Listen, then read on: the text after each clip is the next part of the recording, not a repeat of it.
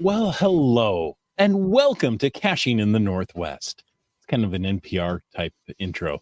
Let me speed it up a little bit. Hey, this is the podcast from the birthplace of geocaching right here in the great Pacific Northwest. Now, it's Thursday at 9 p.m. Pacific, and they call me Chris of the Northwest. And we're going to talk about geocaches and geocachers from here and all around the globe. So while you're recovering from binge watching that new series all weekend, we'll be caching in the Northwest. You said you wouldn't tell. Oh, I didn't tell it was you or what that series was. Oh, okay. Then we're good. Nobody knows. Yeah. No. Just the two people watching. Yeah. Tonight, though, we're talking about 3D printing with Bpendragon, or Bpendragon if you prefer. So, welcome. Thank you. Live audience, you know what to do. Jump in the chat. Tell us what you think about 3D printing and all those other sorts of geocaching stuffs tonight. And, chat amongst yourself if you like. Before we jump into that, though, it's time to bring in our layered lemur. Some say he ponders things he cannot fathom. And others say, after staring at the eclipse without the special glasses, he looks like Leonardo DiCaprio. All we know is he's called Land Monkey. Good evening. Good evening. How do you do? Do all right. Okie dokie. How do you do? Don't know. I do that voodoo. You do. So well. All right. Well, before we jump into the fun topic of 3D printing, looking forward to learning some more tonight about that topic. But let's also learn a little bit about how everybody can show a little appreciation and support for this podcast like our patrons do. They help keep this podcast coming each and every week. A special thanks out to our corporate Denali level sponsors. That would be Land Sharks. It's been great seeing so many out-of-town visitors coming to visit their award-winning geocache and to visit the wonderful people in their store. If you are looking to visit the Sharks store in Esquimalt, just outside of Victoria, please keep in mind the store is open Monday to Friday, 9 a.m. to 5 p.m., whereas the Geocache, well, gosh, that's open 24/7. And we suggest 2 a.m. We do. Mm-hmm. Why not? Along with a little letter to explain to the Esquimalt police what you're doing. Check it all out at landsharkz.ca. And our other corporate Denali sponsor, well, that's Gold Country Geotourism. Visit exploregoldcountry.com, learn about the geotours, learn about the region. Don't forget to download the app. Find it at exploregoldcountry.com. And folks, if you want to know more about supporting this here podcast, well, click that Patreon link right over there on the cachingnw.com website. Thank you so much. You're so welcome. Bpendragon, some people have asked, what is a glow? What is a glow? Well, I thank you so much. Yeah. This works out so well. He's given up on us.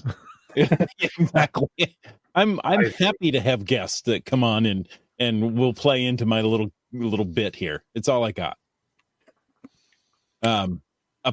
Apparently that's gross liftoff weight. Okay, question answered. Moving on. Okay, moving on.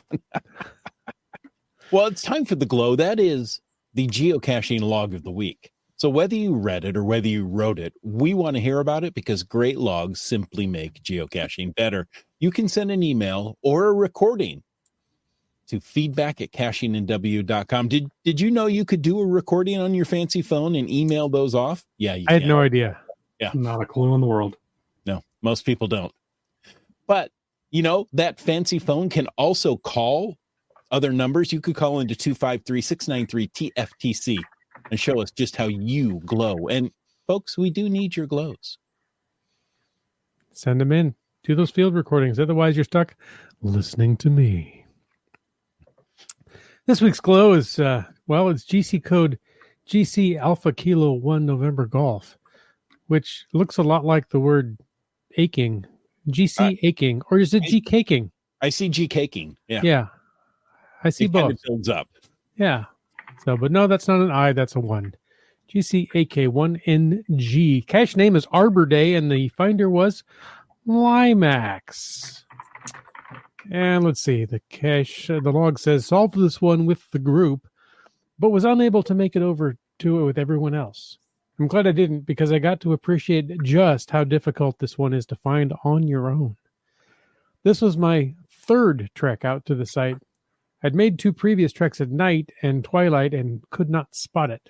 This time it still took me close to 15 minutes before I actually spotted it. Once I did, maneuvering my tool of the trade was tricky in trying to retrieve it. Let's just say I'm glad the container wasn't breakable. Ooh. After signing the log, it still took several attempts to put it back. It's worth every star of the difficulty. So there you go. Interesting. Yeah. That's a good question. Have you found something and not been able to put it back? I don't know. I found a couple that people have not been able to put back previously, but I remember a finder years ago talking about a specific Altoids tin on a bridge that somehow plummeted into the river while he was trying to retrieve said item. He says, I ran and bought another tin of mints and stuck it under the bridge.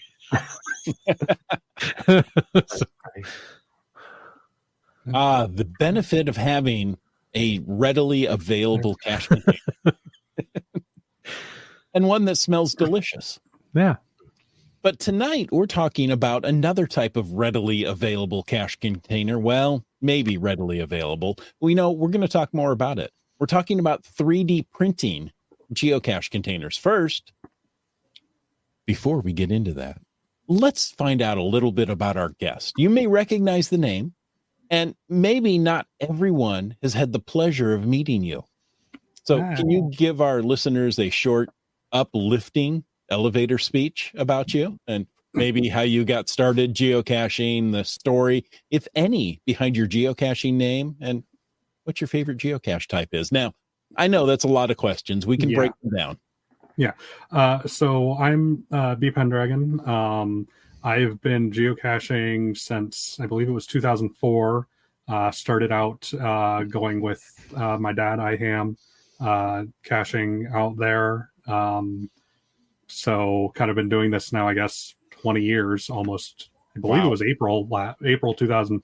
It was relatively early 2004, so it's been almost exactly 20 years at this point. My username is just what I am everywhere. It ultimately comes from a book series I enjoyed growing up. And then kind of, I do a lot of making, a lot of that's why I'm here. I'm talking about 3D printing. I did the heat press for this shirt that I'm wearing. So just kind of I like to do things with my hands. Nice. Yeah. And what's your favorite type of geocache? Oh, that's a good question. I really like a well thought out field puzzle. So go to a place and then you can see the cache, but you can't sign it because you need to figure out how to get into it. Mm-hmm. Mm-hmm.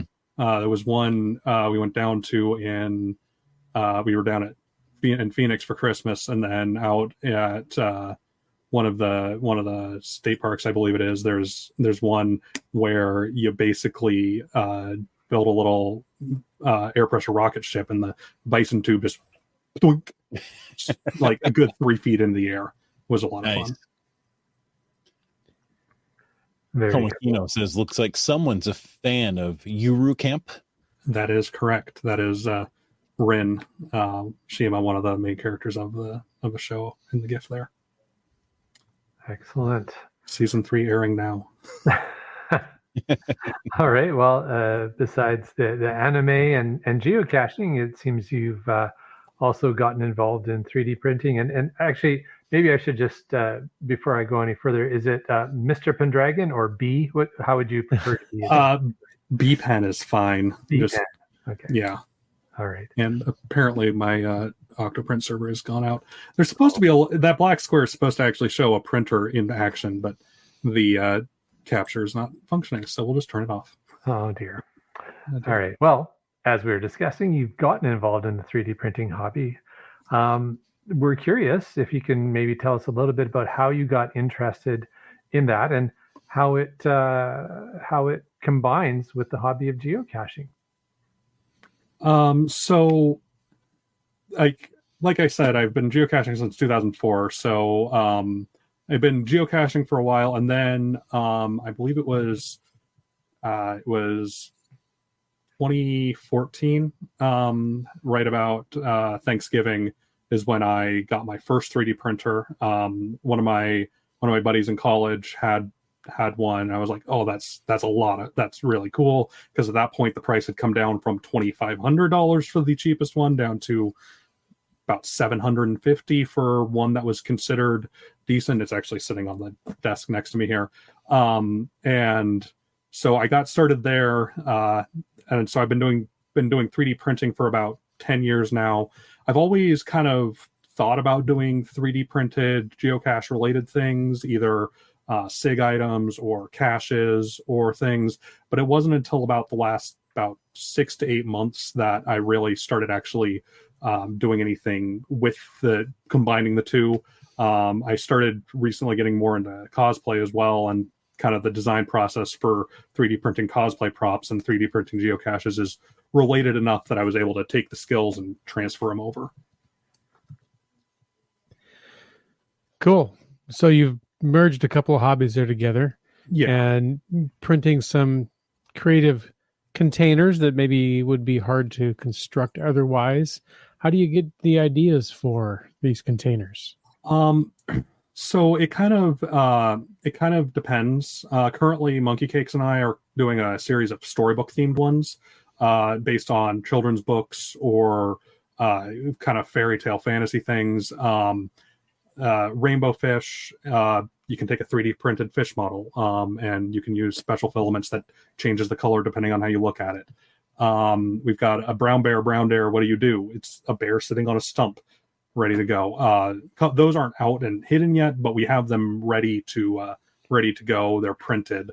A Sword in the Stone, which is my favorite one, and it's actually out and ready to be found. I'll talk about it a little bit later, I think.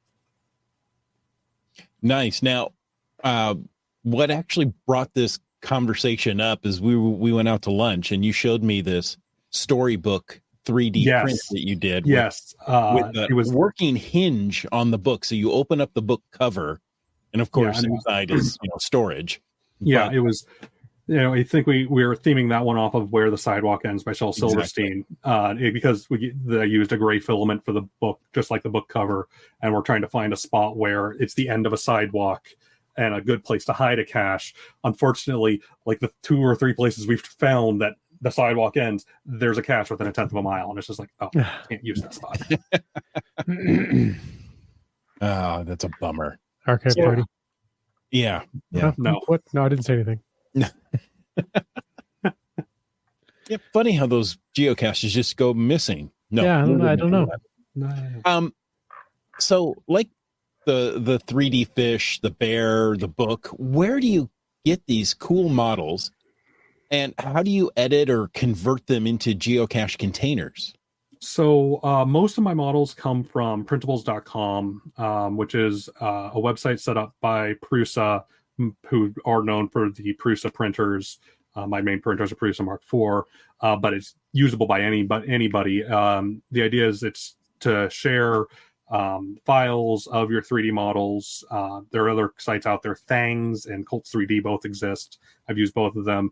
But usually I find stuff there because it's usually licensed very permissively for use. If non-commercial is usually perfectly fine. I'm not making money off of geocaches, so I consider it a non-commercial. Mm-hmm. Most of them allow remixes, so you can make edits and changes for personal use or to re-upload if you want to. And so then when it comes to editing it, I usually use built into, so in 3D printing, you have a software called a slicer that you need to use, which takes the 3D model and it generates the code, the path for your printer to use. It slices it into thin layers and then how to lay the filament down on each layer. And so Prusa Slicer, which is a fork of the extremely venerable Slicer, spelled SLIC3R, has lots of built-in operations. So I can generate a cylinder there and then use that as a subtractive thing. So I can pop a bison tube sized hole into any 3D model and then print it out, pop a bison tube in there. We're good to go. We got it. We got ourselves a themed geocache almost for free. Okay. You can do more complex operations, like the sword and the stone one is actually so it's two models. There's a stone model that somebody put up, and then the hilt of the sword is somebody put this thing up to use on a Sharpie. Actually, so it's the right size for a Sharpie. You stick it on the end and it makes your Sharpie look like a little sword. So I just resized that slightly. I resized the bore slightly so it would fit around a bison tube. And then I used that. I printed those out, and then I also used the hilt itself to subtract out of the stone a little bit so it sits down nice and snug and actually kind of almost clicks into place a little. And then the bison tube sits in the bison tube sits in there and acts as the sword, as Excalibur itself. So you pull the hilt and you get Excalibur, the bison tube. And as Iham has said, it's Golf Charlie Alpha Golf Tango Kilo 3 is that cache. Very cool. Nice. CRS 98 asked just, I think, what we just went through. Do you do your own CAD 3D? 3D CAD or find them on the internet? So a little bit of both. Mostly if it's a relatively common thing, like looking for a fish model, looking for a bear model, looking for a stone, there are like 1,000 different aquarium stone models available on printables. I don't need to model my own there. But if I need something a little bit more specific, like I'm looking for like a specific roundel or shield or some symbol or whatnot, I might need to create that myself in Fusion 360 or something like that. So it's a little bit of both. Mostly more personal stuff is what I end up doing 3D CAD because I need to personalize it for my specific need. But for a lot of the geocache stuff, I can find pre-made models that are close enough that you can then edit around. Very cool. It sounds like you've had quite a bit of experience and made a few models. How many 3D printed containers have you made? And the follow-up to that is, how are they holding up in the Pacific Northwest? So are we talking finished or total attempts? Finished. Because finished. Okay, because most of the time it takes 2 or 3 iterations to get a cache right. Especially the way I'm doing it, scale is really hard to tell through a computer screen. Yeah, you have the 3D view there in the slicer, and yes, I know that it's 250 millimeters wide on the print bed, but that's still a judgment call. So sometimes you need to print it a couple times. As it is, only Camelot is actually out at the moment. The others we've got printed and ready to go. But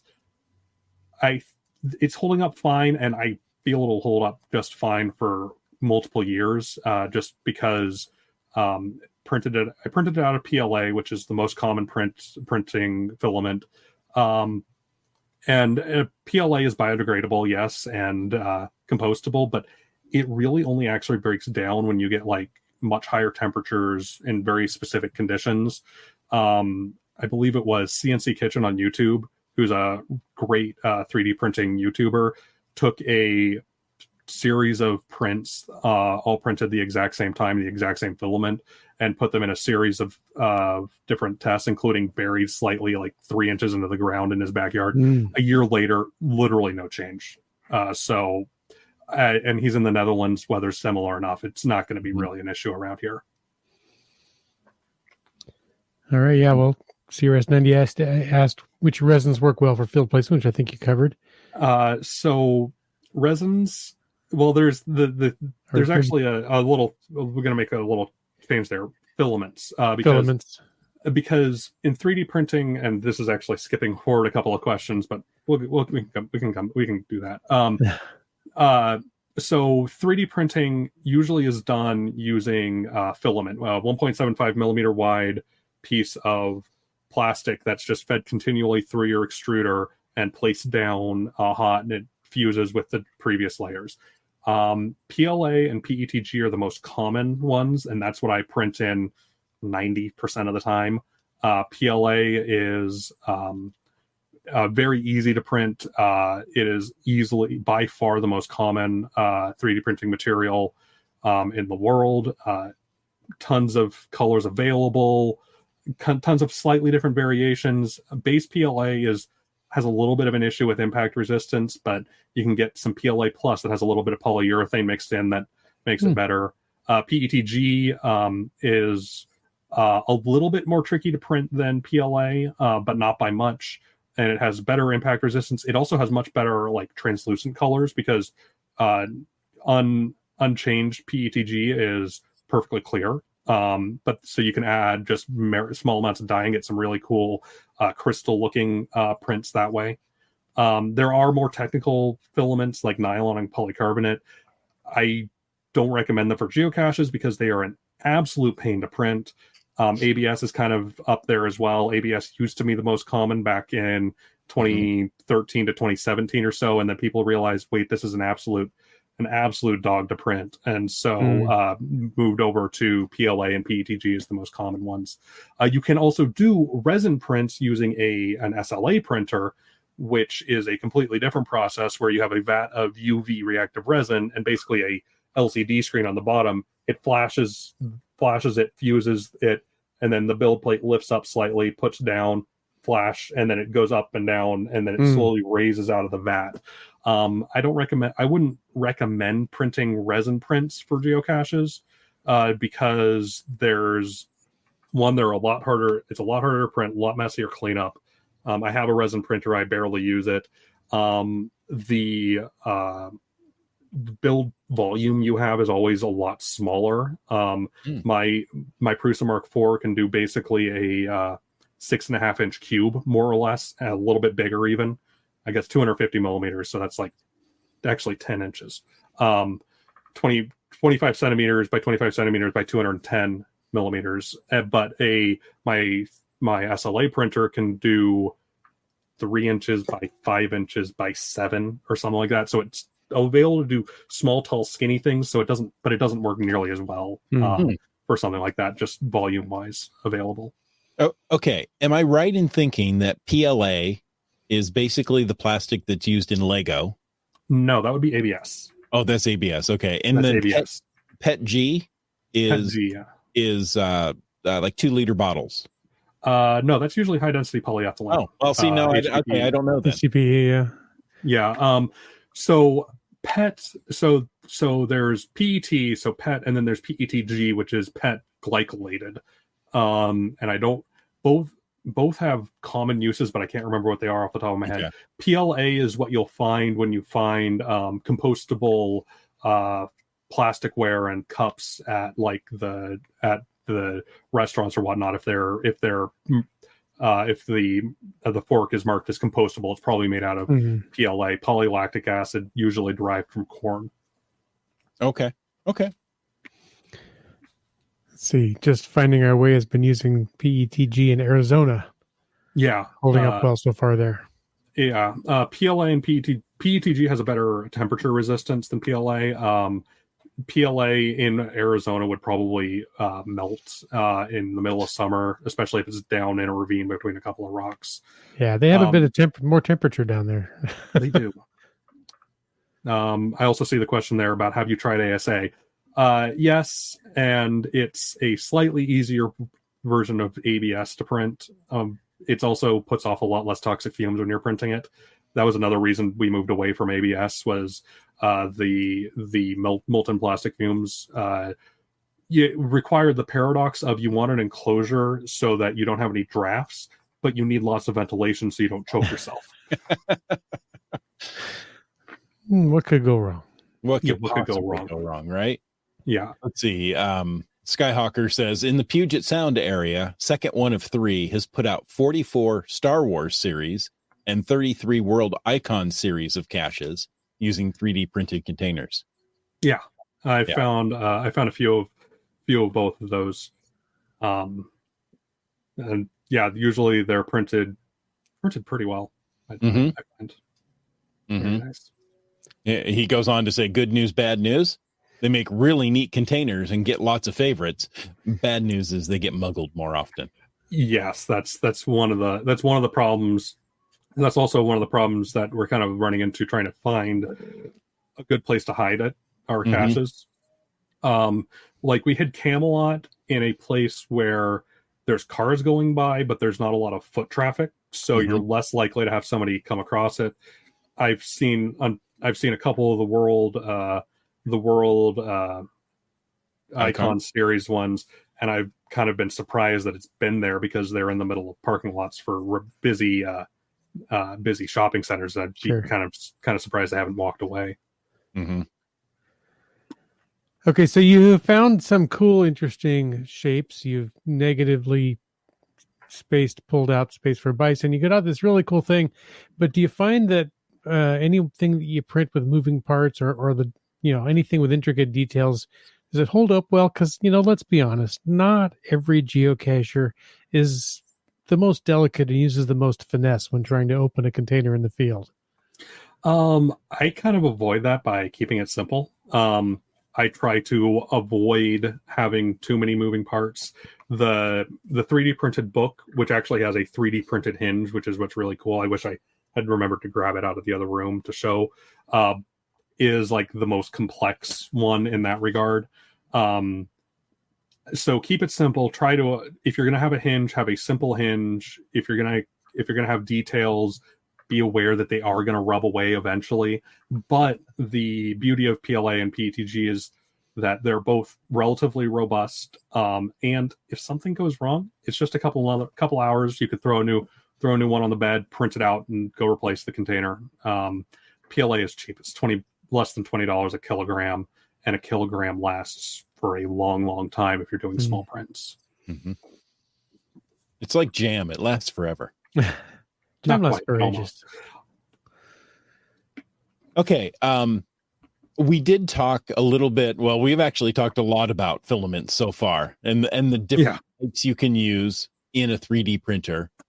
Have we already gone over what the different types are and what the pros and cons are? I'd say that we've covered that.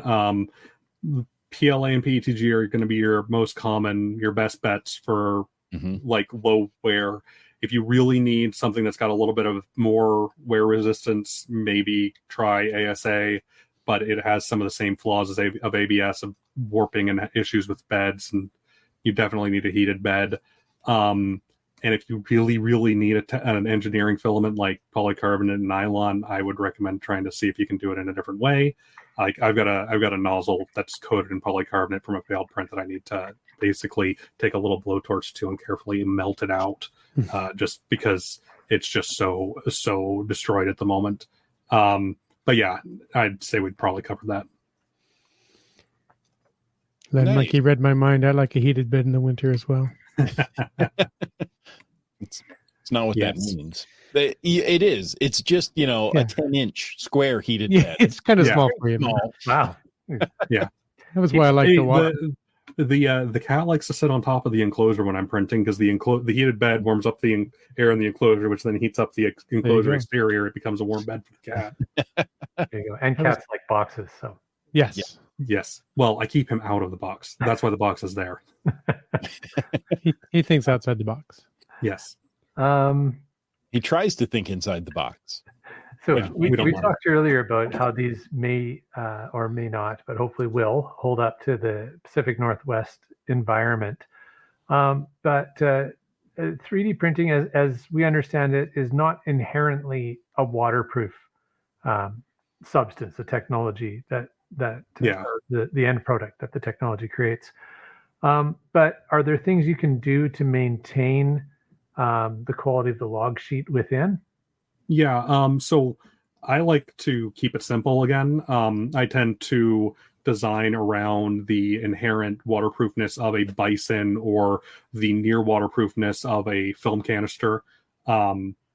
By just slotting one of those in there, you get the cool design, but you get the utility of the very strong threads, the very good O-ring. Whereas 3D printed threads are usually pretty sloppy. You can sometimes slip an O-ring on the bottom of the one thread, but it doesn't always. But you usually have to crank it down real hard, and if you crank it down real hard, you risk breaking things. So I tend to avoid the problem by just using a pre-made solution that already exists. Makes sense. There you go. IHAM said someone had put the bison tube back into the Camelot backwards. Yes, needed to play a little bit of fishing with that. The one problem I have run into that's a little bit is usually I try and super glue the bison into the cavity I've created, but super glue is not great under the sheer force of opening or closing the tube. So sometimes sometimes just the glue connection will pop or whatever. So it's one of those things you kind of have to figure out what you're doing. The other thing you can do is you can create a little loop somewhere in the model that you can loop some fishing line through and then loop it around the cap of the bison tube so they don't get too separated, even if it doesn't stay in there. There you go. Again, Skyhawker says 3D printed codec puzzles seem to work well. Yeah, I found a couple of those. Those are often a lot of fun. There's several different 3D printed tube mazes and codices available, and with those, I find that they actually manage to stay mostly waterproof just because the water has to go all the way through to get all the way back, and there's usually a baggie inside to help with that. But yeah, those are a lot of fun. Those type of things are just a lot of fun to print because you're printing and you're watching your printer go as it builds this up slowly, and you're just like, oh, that's really cool. And then you put it together, and then you got to do the thing to take it apart. So that's a lot of fun. So the 3D codex, if people don't know, it's usually a tube-like structure with letters and numbers on a series of rings that you have to twist and put in the right order. Lock. Yeah, it's a combination lock before you can slide out the tube inside.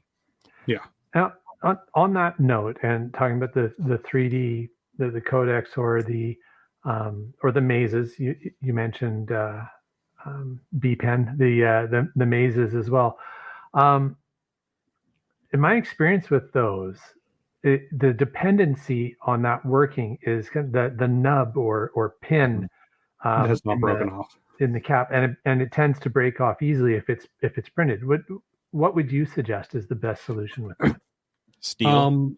There's that. I was actually going to say what you can do is so it depends. It kind of depends on how the model is built. But what you can sometimes do is create a cavity, and then you can actually tell your printer to pause part way and slip something in there and use that. So I've got a project. I'm building a 3D printed telescope, and one of the things you need to put some nuts in. So you tell it to print, and then right before it would cap over the nuts, you tell it to pause. You drop them in.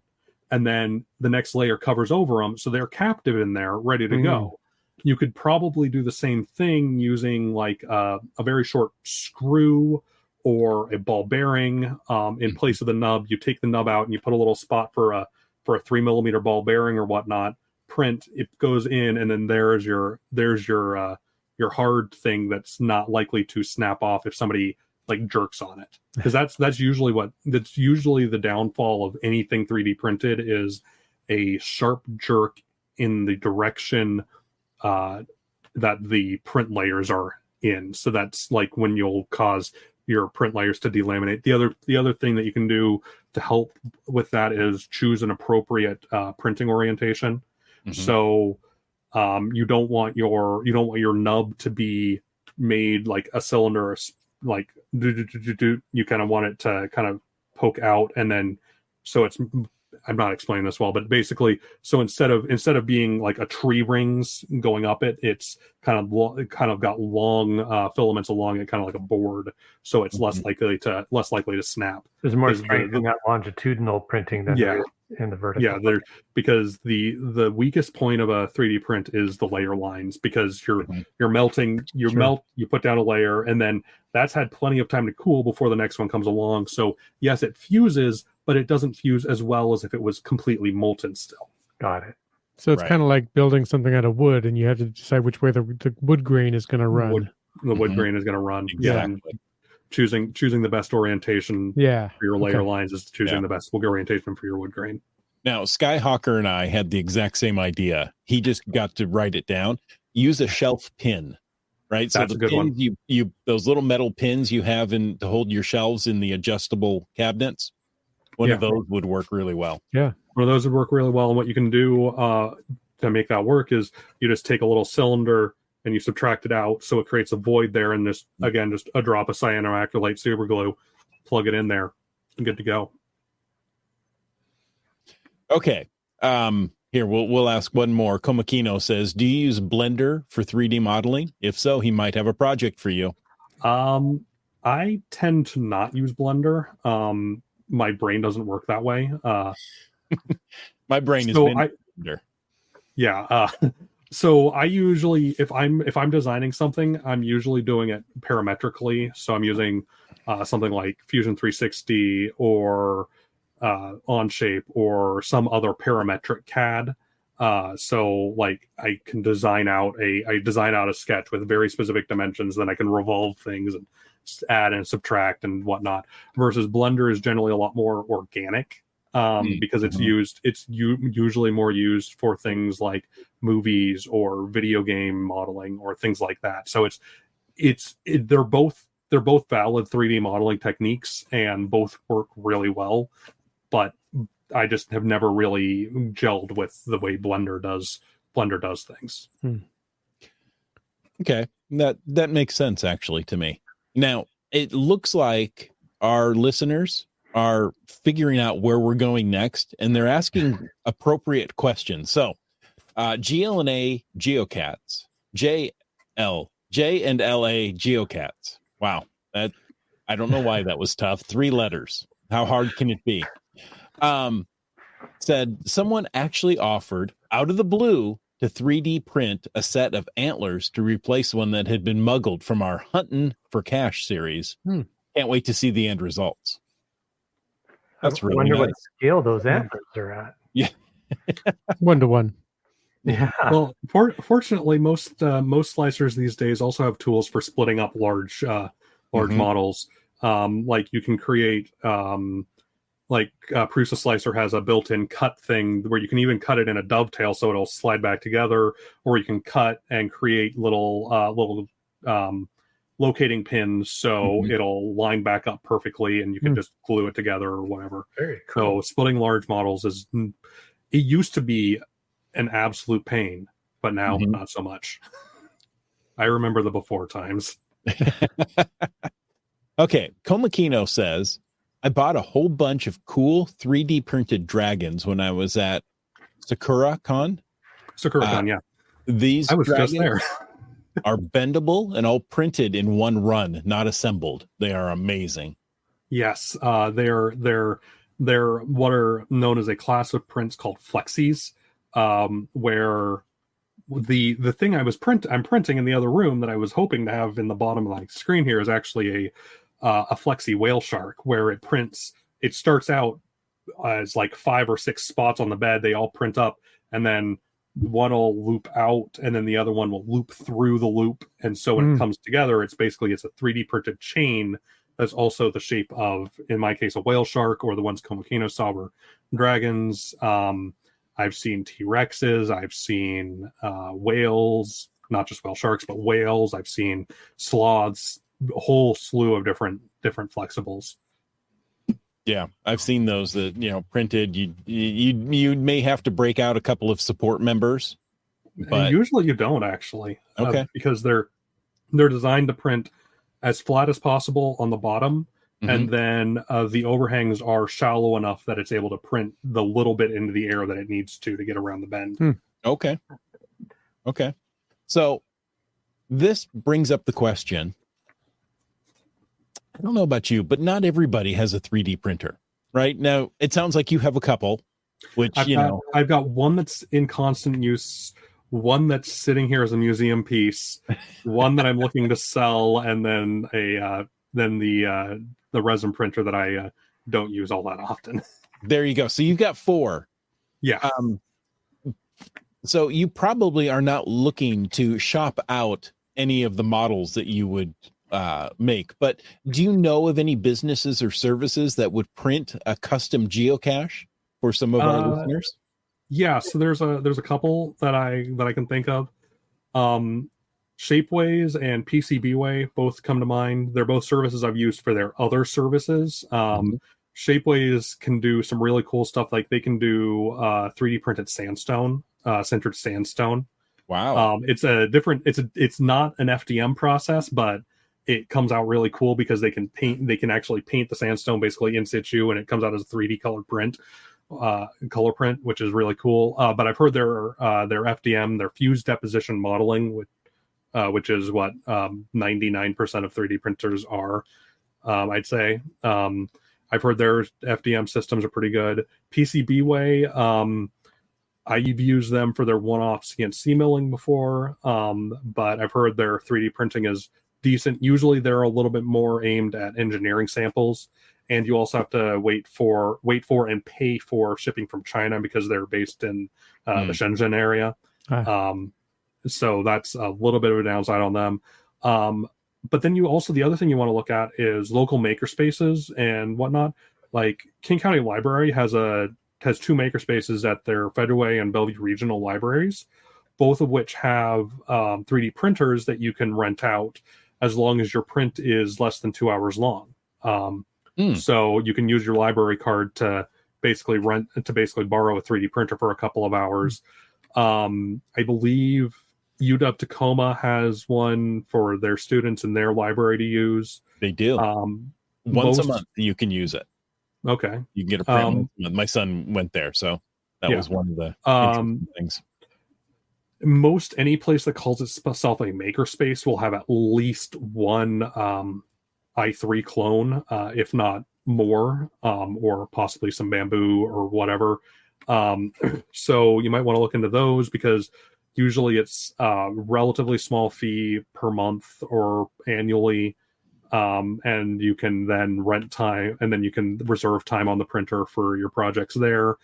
There's also services like printathing.com allows individuals like myself to say, hey, I have this style of printer, and I am comfortable printing in these filaments, and I have these colors available. And so it's a kind of a service to say for somebody to basically act as a middleman service for, instead of just calling out on Facebook or whatever, I need somebody to 3D print something. It's kind of a little bit more directed than that. I've not used that one directly, so I can't say if it's good or bad or not, but I've heard that it's decent enough, and it's been around for about a decade now. So I'd say that they're doing something right. Sounds like the Uber of 3D printing. It kind of, you pay for the print time, you pay for the shipping, and then at some point it ends up at your door through Uber, through actual Uber, right? Yeah, via Uber. So we were talking about, if you don't have a 3D printer, but where you can maybe go to use one. What if someone's seriously thinking about, hey, I want to get into this, I want to buy a 3D printer. What, like, we've talked about you've mentioned a whole lot of model names and vendor names, but is there like a good recommendation you would give people as a starting 3D printer? I would say do not get the $100 Ender or Ender clone that you see. That is a great way to end up in a lot of pain because fighting one of the worst problems that any 3D printer has to fight is first layer, because you need to make sure that your first layer is sticking to the print bed, sticking well, but it's not too squished in, but it's not and it's not too far off the bed, and no piece of anything is perfectly flat. So you have to deal with a little bit of possible warp in the bed. So the problem with a lot of the really cheap ones is that you end up with bed leveling that is either really manual or non-existent, and then you're in for a bad time with just getting started, and it's really discouraging.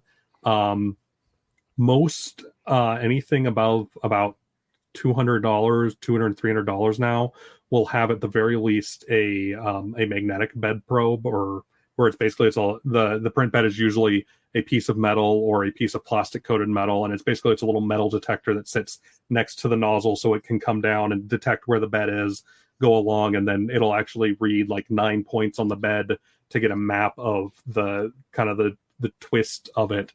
You want something that has some level of automatic bed leveling in it, which usually will start at about $200. If you're wanting something that's kind of considered prosumer, like these are both consumer level but also are used in the industry, anything by Prusa is generally pretty good. I have a Prusa Mark IV myself as my main printer. I've previously owned, I guess I still own a Prusa Mark III that the Mark IV replaced. I've known lots of people with them that work.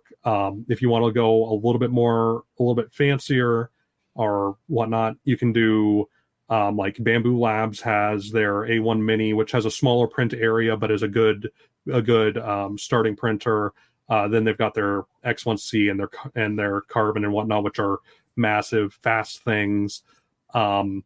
There's a lot of options available, and what's good kind of almost changes like every 6 months or whatnot. Like Bamboo and Prusa are almost always like considered good, but you're going to be paying for it.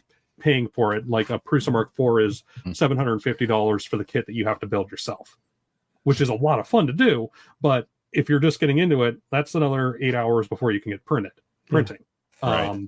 So I'd say look around, but I'd also suggest just avoid anything under $150 at the moment. A lot of cheap clones with poor firmware and poor bed leveling kind of flood that market, and so you don't know what you're ending up with down at that price point.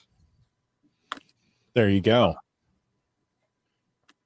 CRS98 says we have a lot of Bamboo printers as their standard 3D printers at work. Yeah, when it comes to it, kind of the two prosumer models anymore are Prusa and Bamboo, and they're both constantly playing off of each other. Somebody will add a feature, and then the next version of the other one will have that same feature and maybe improve it slightly. Things like that.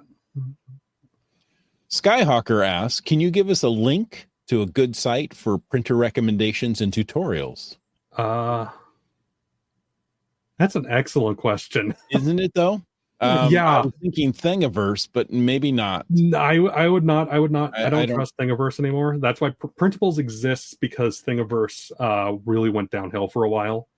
I'd say that a lot of 3D printer YouTubers, I mentioned CNC Kitchen earlier, they often have, I'm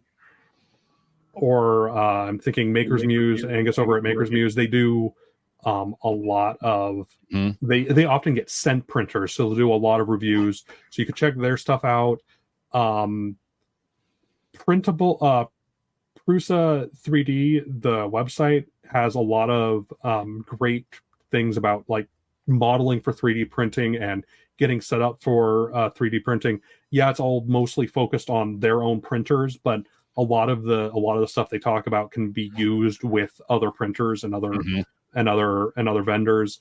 Yeah, it won't be exactly one-to-one, but it gets you a good idea to get started. They've got a lot of stuff going on in their info base there for kind of like, how do I design for 3D printing? Because you have to take into consideration things like overhangs and like you don't necessarily want to print a hollow box, because the roof, you've got to drag that filament the entire way, and it's going to droop. Yeah. Even the best, most well-tuned printer can't do a really, really long bridge.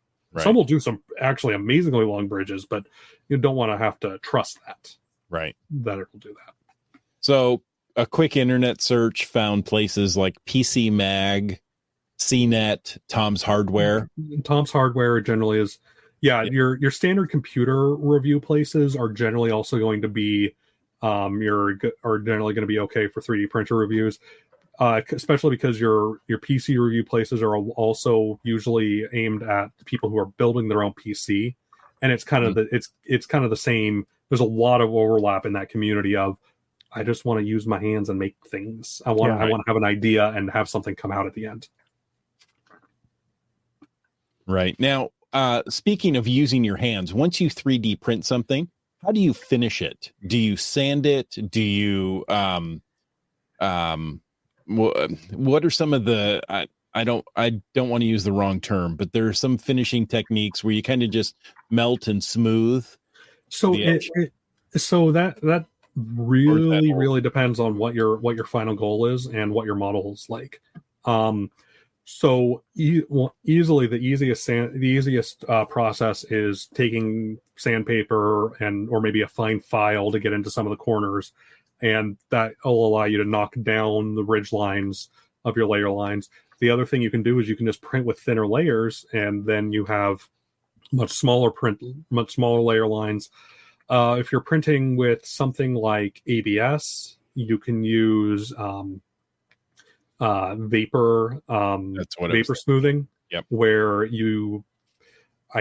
Vapor smoothing scares me because it involves basically boiling acetone and creating acetone vapor that then envelops your ABS print, because ABS, which is also what styrofoam cups are made out of, is soluble in acetone. So it ends up just slightly basically melting the outside edge and smoothing it over that way, which can create some really, really nice finishes, but you're heating up a very flammable substance. Yeah, I can see why this would be a little bit sketchy.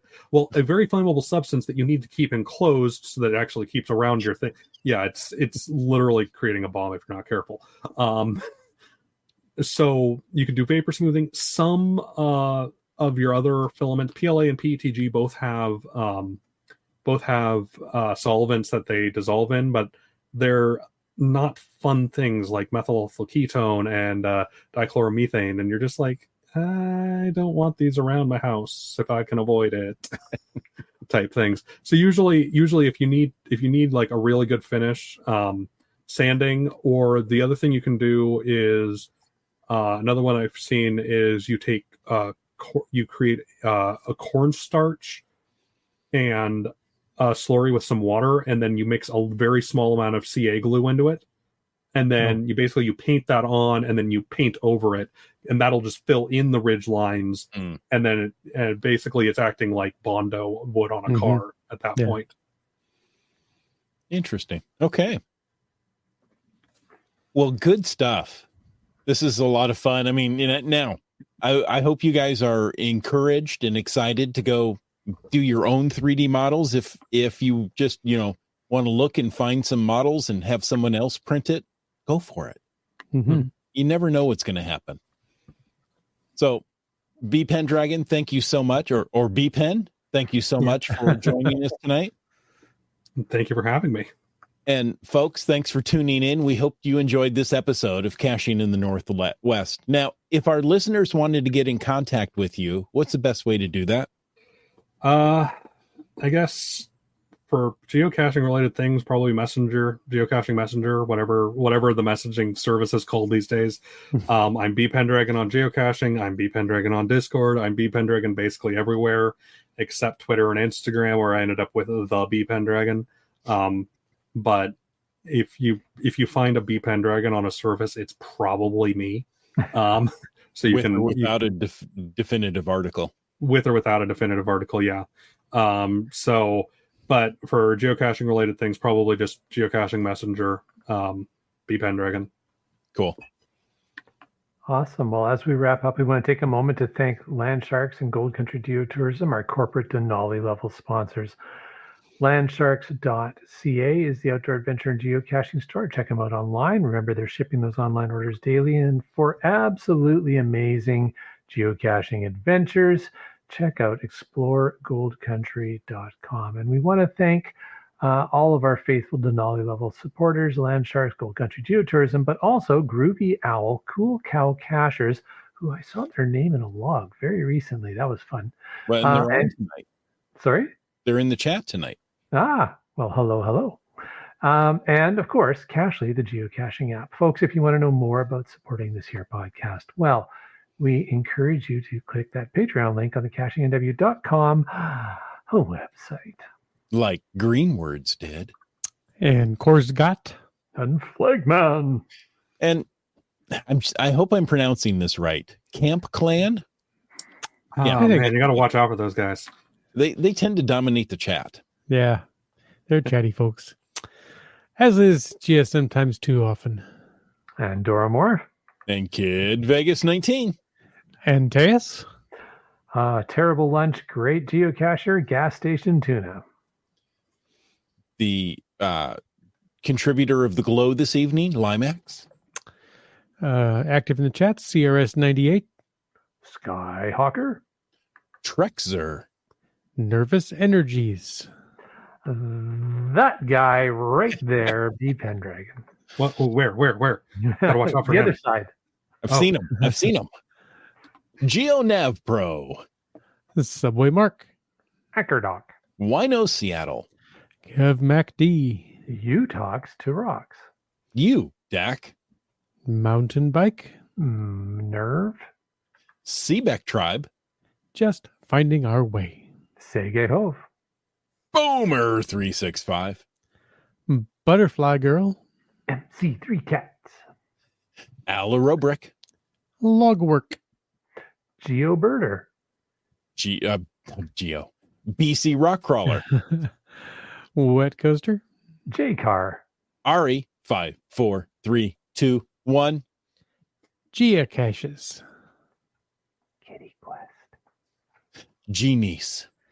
The LG 9000. Saw him in the chat earlier. Just Carlo. Whidbey Island Gal. Railroad.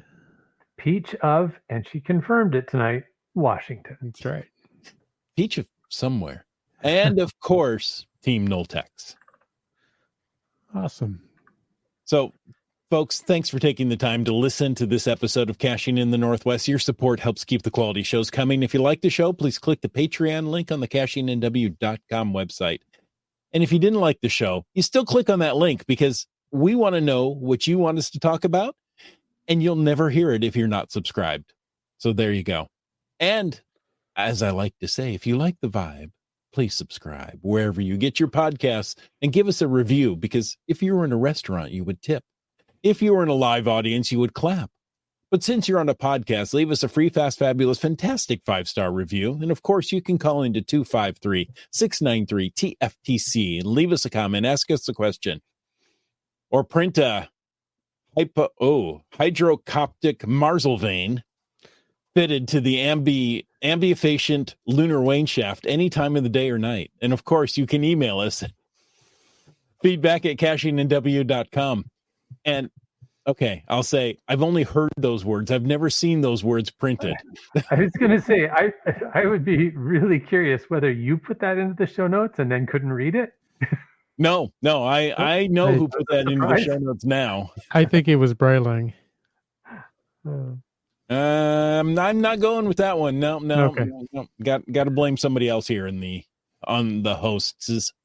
And of course, did I say you can email us at feedback@cachingnw.com?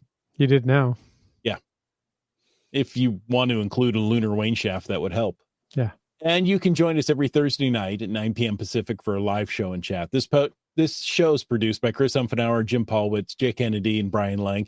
It's licensed under a Creative Commons Attribution 3.0 license, copyright 2024 by Chris Umfenauer. And folks, I ask you to stay tuned for The After Show. After Show. The Bunko Squad. You are the Bunko Squad. Let's see. We got one from Kitty Quest. Yeah. Quest. Kitty Quest. Congratulations on logging your 11 1,100th. 1,100th. Wow. That's a lot of 11,000 geocaches. She logged them all yesterday. Well, unless that's binary, in which case it's just 24. Oh, Yeah. Okay. That's awesome. Congrats. Yeah, congrats. That's great. That's quite a a milestone. lot of caches. Yeah. that is a big pile of caches. Let's see. Seebeck Tribe said, I sent in a glow about my experience that happened to me in Lewiston, Idaho earlier this month. And that we might have to make into a show. That could be worth it. Okay. Looking forward to that one. So, or at least we'll have to have her on the show for a segment to talk about it. Color me intrigued. Ooh. All right. Color her pickup yellow. Not sure if there's anything else for Fatas tonight. That's all I see for Yeah, Fatas. that's all I Now, we noticed. are without our regular Fatas lackey, maybe a chat lackey, but I think we caught everything that came through. So, folks, Looks like it. thank you so much for joining us. And until next week, go out and find a 3D printed cache in the Northwest.